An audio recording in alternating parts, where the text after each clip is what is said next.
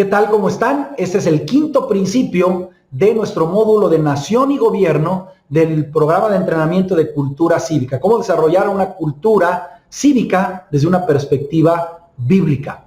Hemos estado abordando algunos principios y hemos estado utilizando el libro de Deuteronomio, el capítulo 1, desde el verso 9 hasta el verso 18. Vamos a sacar 7 principios básicos de nación y gobierno que encontramos en la palabra. Hemos abordado hasta ahorita los primeros 4 principios, que los sacamos principalmente del versículo 12 y el versículo 13. Voy a hacer un pequeño recuento de estos principios que hemos sacado. Hoy vamos a abordar el verso 14, vamos a sacar el quinto principio de este pasaje de Deuteronomio capítulo 1.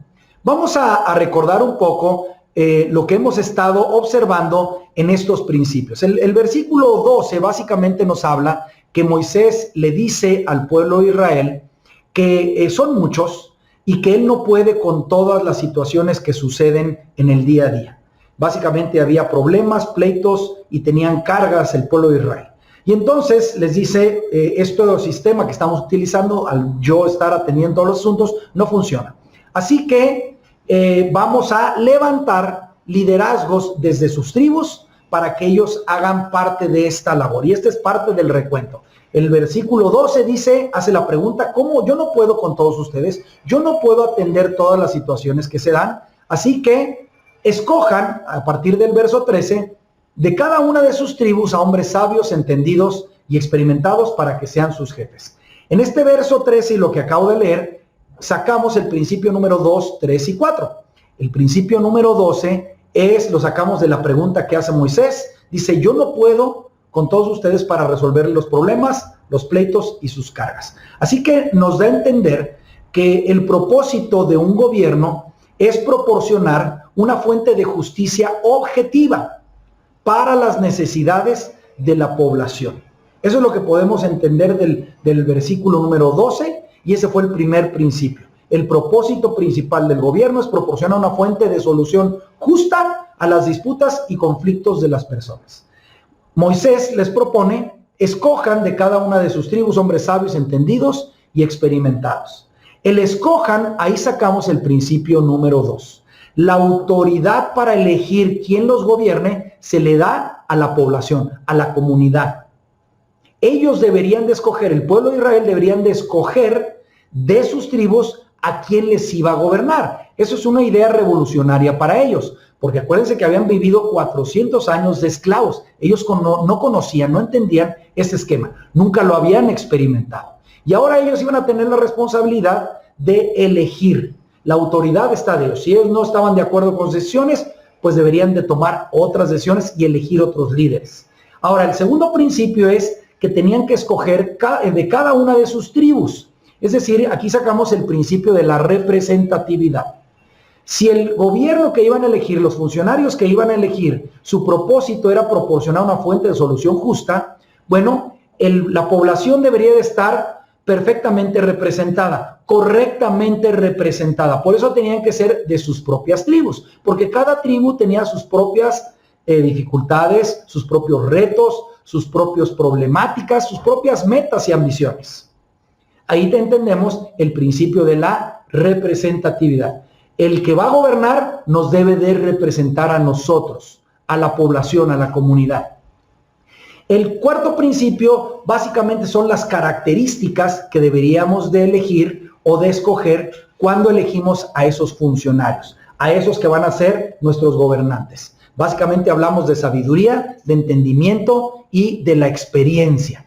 Básicamente hablamos de la importancia del carácter del individuo, que tiene que ver con el temor de Dios, que tiene que ver con la integridad. Tenían que ser entendidos, es decir, deberían de entender las necesidades del pueblo, de la población que iban a representar. Y tenían que tener experiencia, tenían que tener las habilidades, las capacidades para poder ejercer esa función. Esos son los cuatro primeros principios que abordamos. El quinto principio viene en este pasaje, en el versículo 14, está resaltado en sus pantallas, dice, ustedes me respondieron, tu plan de acción nos parece excelente. Así que tomé a los líderes de sus tribus, hombres sabios y experimentados, y les di autoridad sobre ustedes. Los puse como jefes de grupos de 1000, de 100, de 50, de 10, y como funcionarios de las tribus. ¿Por qué el principio número 5 viene desde la frase, ustedes me respondieron, tu plan de acción nos parece excelente? Ellos estuvieron de acuerdo con esta propuesta que les estaba haciendo Moisés. Y este es el principio de el consenso, la importancia de tener consenso a la hora de tomar decisiones. ¿Por qué es tan relevante esto del consenso? Bueno, para empezar, el pueblo de Israel no siempre estuvo de acuerdo con Moisés. No siempre estuvo de acuerdo con Dios mismo. Y esto lo vemos también en el Nuevo Testamento de la importancia del consenso. Cuando había acuerdo entre la comunidad, había progreso. Cuando no había consenso entre la comunidad, entonces había estancamiento. Y eso lo podemos ver en varios ejemplos que vamos a estudiar en esta sesión que estamos presentando el principio del consenso. Vamos a ver algunas experiencias que tuvo Moisés con el pueblo de Israel, pero también vamos a ver otra experiencia en el Antiguo Testamento. Vamos a tener un ejemplo de éxito cuando hubo consenso, pero también vamos a ver una experiencia de fracaso cuando el pueblo de Israel no tuvo consenso, principalmente con Moisés. En esta frase que dice, tu plan nos parece excelente, la autoridad del pueblo se estaba reforzando nuevamente. ¿Por qué? Porque ahí se estaba estableciendo que el plan que les había presentado Moisés tenía el respaldo de la nación. Se le estaba entregando la responsabilidad de la población de que ellos eligieran. Pero también no nada más se le estaba imponiendo ese sistema, sino que ellos estuvieron de acuerdo con adoptar este sistema. Israel acordó ser gobernado de esta manera. No podía culpar a nadie más que sus propias decisiones. Y esto es importante. Si nosotros nos la pasamos echando culpas a todo mundo, nunca vamos a progresar. Tenemos que tomar responsabilidad de nuestras propias decisiones, de nuestras propias obligaciones. Vamos a recordar algún pasaje donde Moisés tuvo la experiencia de que el pueblo de Israel no estuvo de acuerdo con él. Básicamente un pasaje que podemos recordar y que es muy representativo, y probablemente muchos de los que están escuchando esta sesión conocen esa historia, es cuando Moisés decidió enviar 2 espías a la tierra prometida, a la tierra que Dios les había prometido donde iban a habitar. El plan de Dios no es que habitaran en el desierto. Ellos tuvieron 40 años en el desierto porque no hubo consenso en la decisión de ir a conquistar la tierra prometida que Dios se las había otorgado. 2 años y medio después de haber salido de Egipto, ellos estaban listos para entrar a la tierra prometida. Lo primero que hicieron fue enviar 2 espías para explorar toda la tierra. Cuando regresan los espías, pues la realidad es que contaron todo lo que Dios les había dicho que había, era cierto. Pero también encontraron que la gente que la habitaba, ellos percibían que era más fuerte que ellos, los veían como gigantes. Y ellos tuvieron miedo. Aun cuando Dios les había prometido que Él les estaba otorgando la tierra, porque esto representa también un juicio para todas esas naciones que eran idólatras, que eran paganas, que estaban haciendo lo contrario a la voluntad de Dios. Dios estaba ejecutando un juicio. Iba a usar al pueblo de Israel para ejecutar ese juicio. Pero el pueblo de Israel no tuvo consenso en la decisión de ir y conquistar la tierra prometida. 10 de los espías llegaron con miedo y con terror. 2 de los espías llegaron con las noticias, todo lo que Dios nos ha dicho de esa tierra es cierto. En ese primer intento de llevarlos a la tierra prometida, la gran mayoría del pueblo con miedo e incredulidad dijeron no vamos a entrar aunque Dios nos ha prometido esa tierra. Vamos a leer el recuento de esta historia, ya cuando regresan los espías de esta exploración. Dice, aquella noche toda la comunidad israelita se puso a gritar y a llorar. En sus murmuraciones contra Moisés y Aarón, la comunidad decía, ¿cómo quisiéramos haber muerto en Egipto? Más nos valdría morir en el desierto.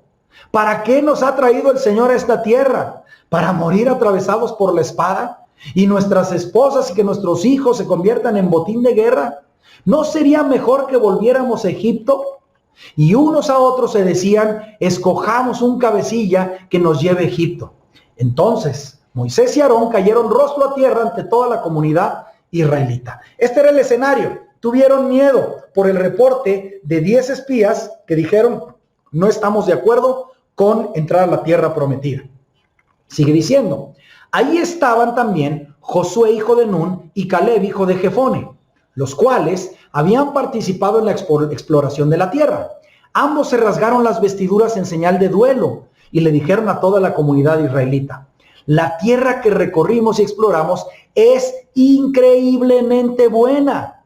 Si el Señor se agrada de nosotros, nos hará entrar en ella. Nos va a dar una tierra donde abunda la leche y la miel. Así que no se rebelen contra el Señor, ni tengan miedo de la gente que habita en esa tierra. Ya son pan comido, no tienen quien los proteja, porque el Señor está de parte nuestra. Así que no les tengan miedo. Pero como toda la comunidad hablaba de apedrearlos, la gloria del Señor se manifestó en la tienda frente a todos los israelitas. ¿Qué tenemos aquí? Básicamente el día de hoy tenemos lo que llamaríamos un golpe de estado, un golpe militar. Los hombres que tenían edad de luchar no estaban aceptando el desafío de entrar a la tierra prometida a pesar de las exhortaciones que tenía Moisés, incluso de las exhortaciones de Josué y de Caleb que habían explorado la tierra. Dios estaba listo para que ellos se mudaran a la tierra prometida. Moisés estaba listo para que ellos entraran a la tierra prometida. Pero la gente no estaba de acuerdo con ellos, el gobierno carecía de consenso y no podían avanzar. Israel sufrió esa decisión durante 40 años en el desierto por una mala elección. Esa es la primera historia que vemos, una historia de fracaso. No hubo consenso, no entraron a la tierra prometida, se quedaron estancados 40 años en el desierto. Vamos a ver otro relato donde podemos ver aplicado el principio del consenso de una manera positiva, de una manera efectiva. En este segundo relato vamos a hablar y vamos a ver acerca del rey David. El rey David, cuando tomó posesión del gobierno de Israel, él tuvo 2 etapas para tomar este gobierno. Se esperó a que hubiera consenso, a que hubiera acuerdo en las tribus de Israel para que él pudiera gobernar. Cuando muere Saúl, que fue el primer rey que tuvo Israel, después cuando el pueblo de Israel decidió que el sistema de gobierno que quería era tener un rey, el primer rey fue Saúl. Cuando muere Saúl, las tribus que estaban gobernadas, las 12 tribus de Israel, se dividen, porque no sabían ahora quién querían que gobernara. La tribu de Judá se acercó a David. Ellos sabían que había una promesa de parte de Saúl de que él iba a gobernar. Aparte había una promesa de parte de Samuel, que era el profeta, donde lo había ungido para ser el siguiente rey de Israel. Judá va con David y le pide que sea su rey, pero las otras tribus no estuvieron de acuerdo con ellos. Hasta después, en una segunda etapa, es que las demás tribus se acercan a David y ellos mismos le piden a David que lo represente, que los gobierne. Y ahí es donde nuevamente se unifica el pueblo de Israel, las tribus, y ellos son gobernados durante 40 años por el rey David. Y fue un reinado, pues básicamente podemos decir, un gobierno próspero, un gobierno eficiente. Este relato de cómo se dio este consenso lo vamos a ver en el segundo libro de Samuel, el capítulo 5, vamos a leer desde el versículo 1 hasta el versículo 5. Dice, todas las tribus de Israel fueron a Hebrón para hablar con David. Le dijeron, su majestad y nosotros somos de la misma sangre. Ya desde antes, cuando Saúl era nuestro rey, usted dirigía a Israel en sus campañas. Es decir, él estaba en la guerra. El Señor le dijo a su majestad, tú guiarás a mi pueblo Israel y lo gobernarás. Así pues, todos los ancianos de Israel fueron a Hebrón para hablar con el rey David. Y ahí el rey hizo un pacto con ellos en presencia del Señor. Si se da cuenta, hicieron un pacto. Las tribus que fueron, los líderes que fueron, con David y en presencia del Señor. Y Dios lo dice, después de eso, ungieron a David para que fuera rey sobre Israel. ¿Cuándo fue esto? Después que lo ungieron, después que hicieron pacto, después que hicieron consenso. David tenía 30 años cuando comenzó a reinar y reinó 40 años. Durante 7 años y 6 meses fue rey de Judá en Hebrón. Y luego reinó en Jerusalén sobre todo Israel y Judá durante 33 años.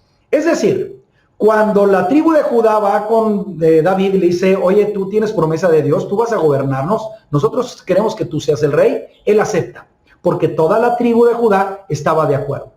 Se esperó 7 años y 6 meses para que después todas las tribus se acercaran a él y le dijeran, queremos que tú nos gobiernes a todas las tribus. Por eso dice que durante 33 años gobernó a Israel, pero durante 40 gobernó a Judá. Ahí podemos ver cómo David entendió en este relato mencionado y el nombramiento de David como rey sobre Israel, él entendió este principio del consenso. La casa de Judá y la casa de Saúl, es decir, las otras tribus, al principio no tuvieron consenso. Unos dijeron queremos que David sea, otros dijeron queremos, de hecho si vemos la historia, Isboset fue el que los gobernó durante mucho tiempo, que fue otro hijo de Saúl. David esperó en lugar de impugnar la voluntad del pueblo. Él sabía que tenía promesa de Dios, pero él se esperó a los tiempos de Dios y a los caminos de Dios, a los principios de Dios. Y este principio es el principio del consenso. Este principio es tan importante que el mismo Señor Jesús se refiere a él como un principio del reino en el Nuevo Testamento. Esto lo vemos en Mateo capítulo 12, verso 25, donde dice, todo reino dividido contra sí mismo se arruinará, y cada ciudad u hogar dividido contra sí mismo no resistirá. No nada más un hogar, sino toda una ciudad, toda una comunidad. Puede ser una familia, puede ser una empresa, puede ser todo un país. El principio es que una nación con acuerdo, con consenso, tiene un gobierno más estable. Una nación sin consenso, una nación dividida, es una nación debilitada. Y eso es parte de lo que debemos de visualizar cuando nosotros elegimos quién queremos que nos gobierne. ¿Quién está buscando unidad? ¿Quién está buscando consenso? ¿Quién está buscando realmente que podamos encontrar acuerdo en las decisiones que se toman? No quiere decir que en todo vamos a estar de acuerdo, pero sí en lo esencial tenemos que buscar ese acuerdo. En las cosas más importantes tenemos que buscar acuerdo, en lo que queremos lograr.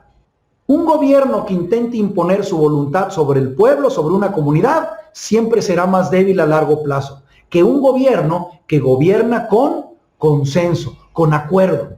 El consenso en sí mismo es claramente un principio importante del gobierno en las Escrituras y es visto como uno de los fundamentos de un gobierno fuerte. Las próximas elecciones, cuando veamos candidatos, analicemos quién verdaderamente, por su pasado, por sus frutos, como lo mencionamos en el principio pasado, está buscando unidad, está buscando acuerdo, está buscando un consenso. Este es el principio número 5 de Nación y Gobierno del libro de Deuteronomio.